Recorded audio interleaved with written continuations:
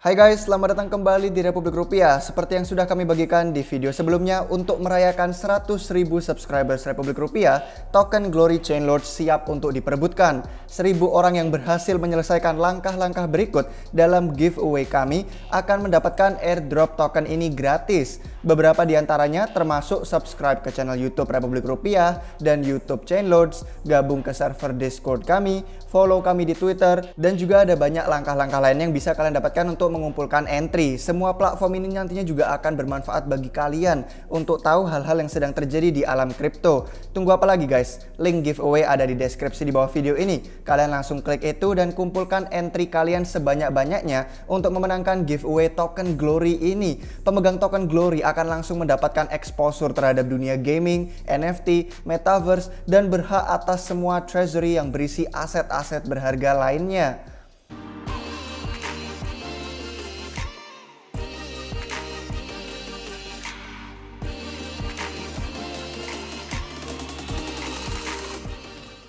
Hai guys, episode ini adalah lanjutan ringkasan kami tentang tesis kripto yang ditulis oleh Ryan Selkis dari Messari mengenai prediksi industri kripto ke tahun 2022.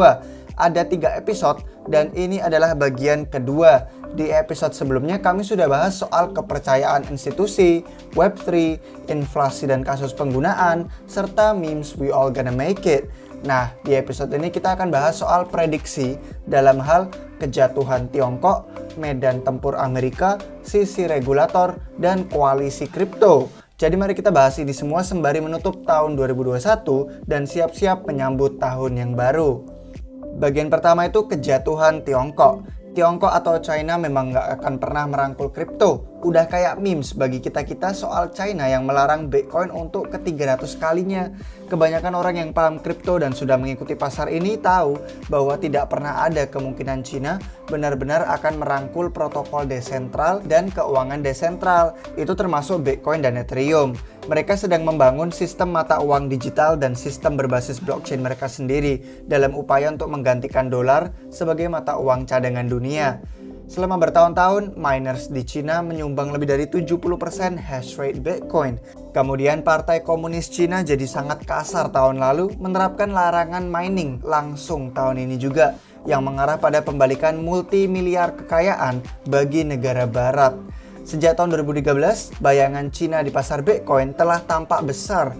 Investor khawatir apa yang akan terjadi pada keamanan jaringan jika kapasitas penambangan Cina dimatikan. Ternyata ya nggak ada apa-apa. Pembuat kebijakan khawatir tentang jejak carbon mining, di mana Cina punya salah satu campuran energi bertenaga batu bara yang paling kotor. Itu juga udah keluar. Kemudian Cina menganggap semua perdagangan itu kriminal dalam upaya untuk menegakkan kontrol modal dan menyerahkan peluang yang harusnya bisa jadi integrasi bersejarah dengan pasar keuangan terbuka di masa depan. Jadi si Cina sebenarnya yang rugi. Sekarang BTC juga malah udah menyentuh level all time high baru dan dalam perjalanan cetak level baru lagi. Ya ini semua merupakan kesalahan strategis yang tidak masuk akal sebenarnya untuk mereka.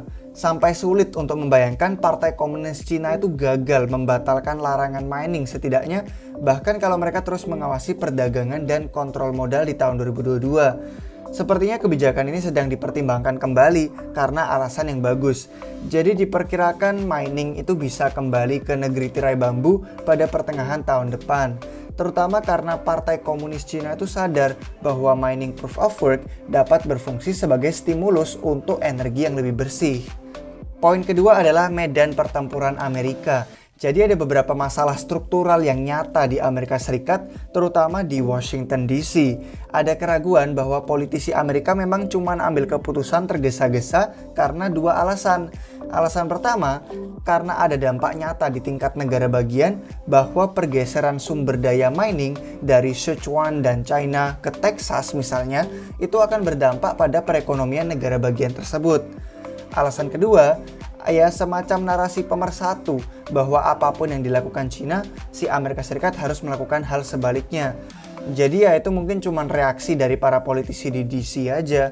Nggak perlu banyak waktu untuk mendapatkan momentum di balik berbagai isu, terutama kalau seorang politisi sudah lihat hal itu populer. Ini semacam membenarkan gitu. Setiap kali seorang politisi atau pembuat kebijakan bikin tweet atau bicara baik tentang kripto, pasti akun media sosial mereka dan jenis persona publik itu tampak bagus dan terlihat benar. Mereka yang berada di sisi melawan kripto, ya akunnya bakal bener-bener diserang netizen sampai hancur. Kolom reply mereka hancur dan mereka sampai kena ejekan dan diolok-olok pakai memes sampai mereka itu nggak eksis lagi.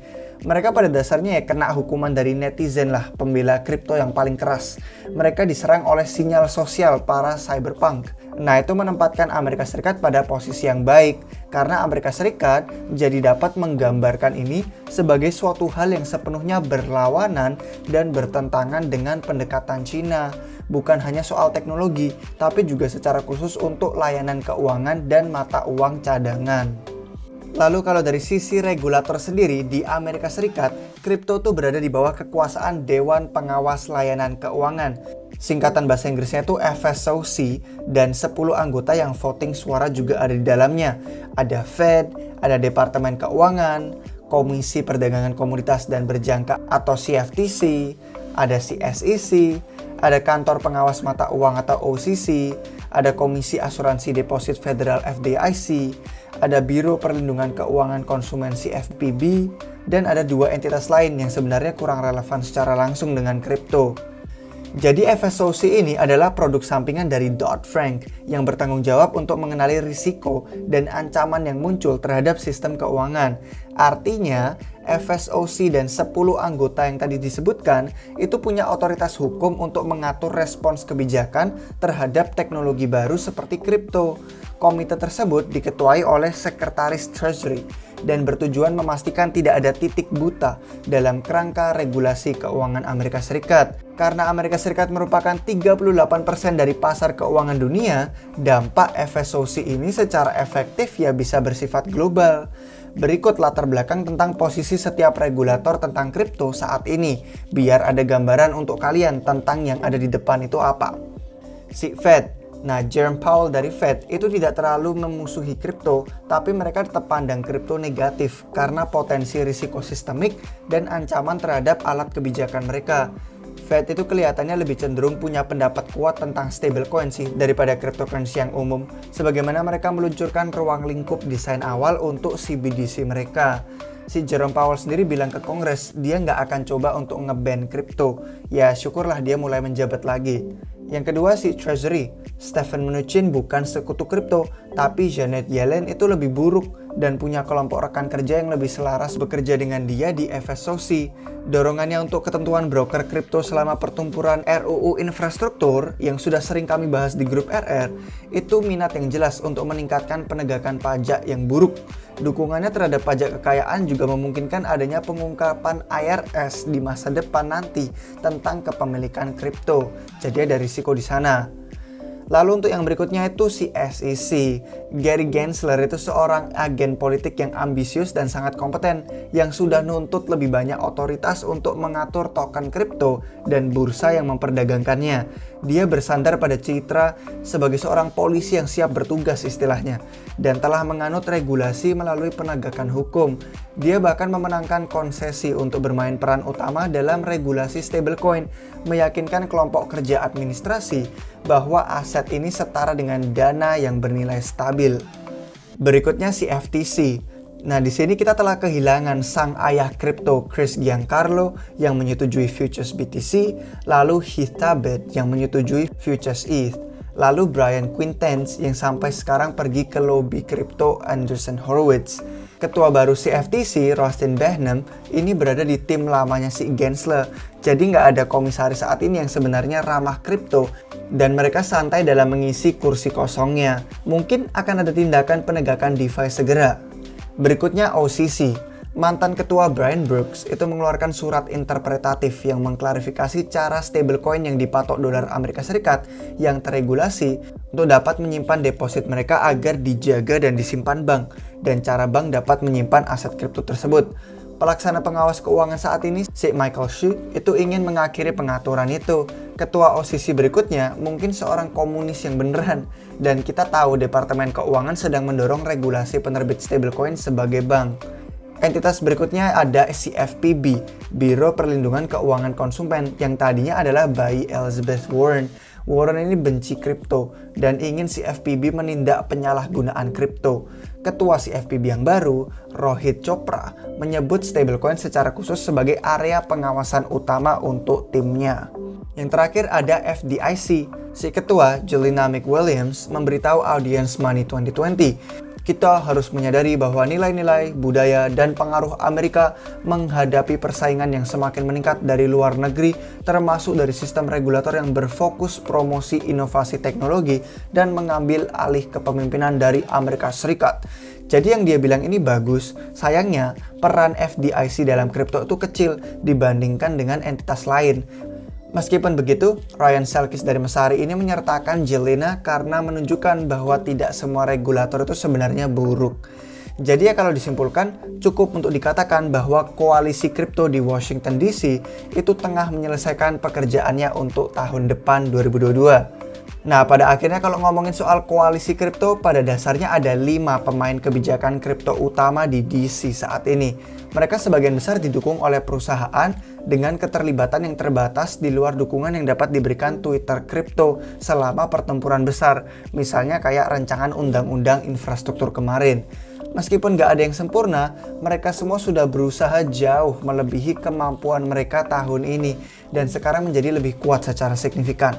Yang pertama ada Coincenta, sebuah OG wadah pemikir berpusat pada Bitcoin, merchandise mereka keren dan sengaja menjaga timnya tetap kecil.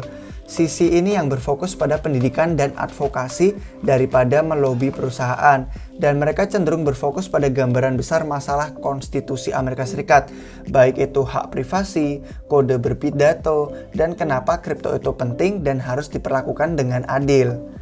Kedua ada Blockchain Association, asosiasi perdagangan yang top, didukung oleh startup kripto besar, tumbuhnya cepat dan upaya melobi yang besar lebih agresif. Mereka juga harus menyeimbangkan ego dan keselarasan anggota, sebuah tantangan dengan asosiasi dagang manapun, tapi mungkin ini sangat akut dalam kripto.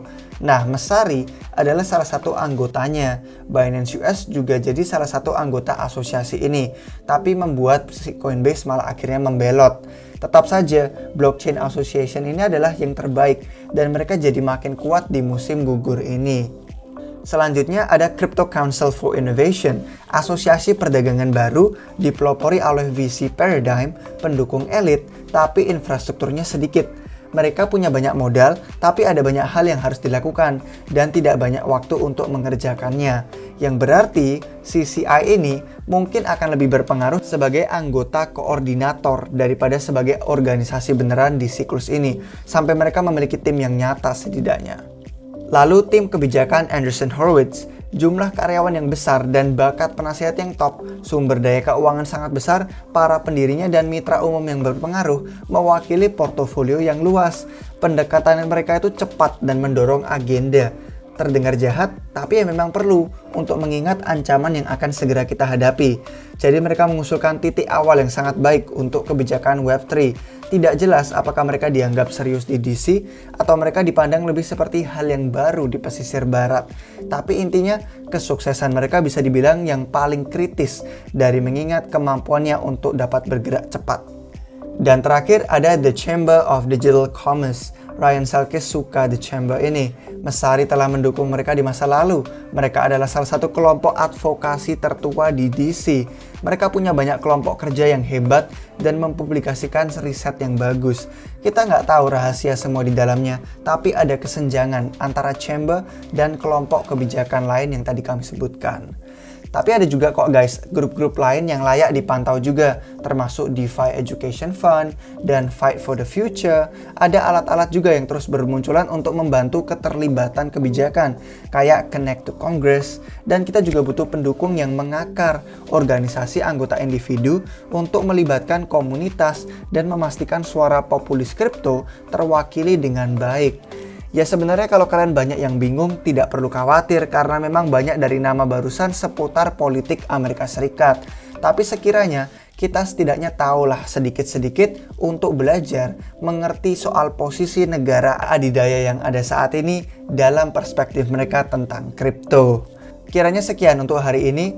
Untuk episode yang berikutnya dan terakhir, itu akan membahas soal NFT dan Metaverse, soal laporan penghasilan kuartal ketiga ETH, dan juga soal valuasi platform smart contract lain yang berkompetisi dengan Ethereum atau Ethereum Killer.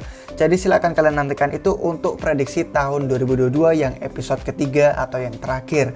Jika kalian suka video ini, silahkan like dan subscribe YouTube Republik Rupiah biar nggak ketinggalan video terbaru apapun. Link untuk akun media sosial kami yang lain ada di deskripsi di bawah. Begitu pula dengan link giveaway, token Glory, dan Matic jika kalian ingin berpartisipasi. Terima kasih banyak guys untuk kalian sudah menonton sampai akhir. Sampai jumpa kalian semua lagi di waktu yang berikutnya. Cheers!